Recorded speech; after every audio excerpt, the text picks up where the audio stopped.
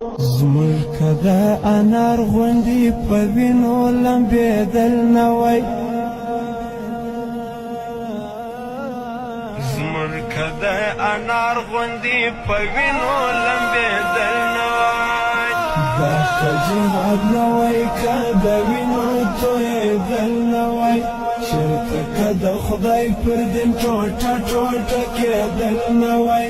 دا که جهاد نه وای که د وینو تویېدل نه وای، چېرته که د خدای پر دین ټوټه ټوټه کېدل نه وای، نه به مدرسه نه خانقاه نه مسجدونه وای، دلته که نازک بدن په اور کبابېدل نه وای، دلته که نازک بدن په اور کبابېدل نه وای،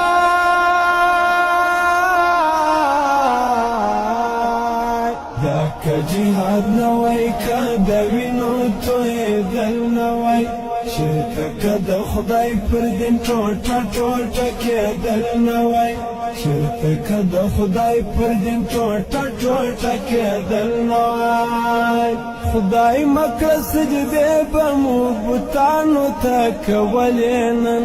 موږ به هم ژوندۍ لوڼې په ګور کې ښخولې نن، خدای مکړه سجدې به مو بوتانو ته کولې نن، موږ به هم ژوندۍ لوڼې په ګور کې ښخولې نن، چېرته که مکه کې د بوتانو ماتېدل نه وای، چېرته که مکه کې د بوتانو ماتېدل نه وای، دا که جهاد نه وای که د وینو تویېدل نه وای، چېرته که د خدای پر دین ټوټه ټوټه کېدل نه وای، دا که جهاد نه وای که د وینو تویېدل نه وای، چېرته که د خدای پر دین ټوټه ټوټه کېدل نه وای، نه به مدرسه نه خانقاه نه مسجدونه وای، دلته که نازک بدن په اور کبابېدل نه وای، دلته که نازک بدن په اور کبابېدل نه وای،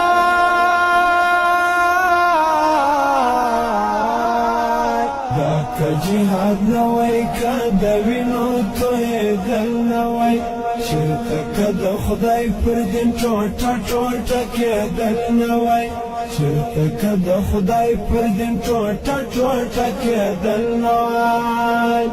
نن به په محراب او په منبر کې هېڅ اثر نه وای،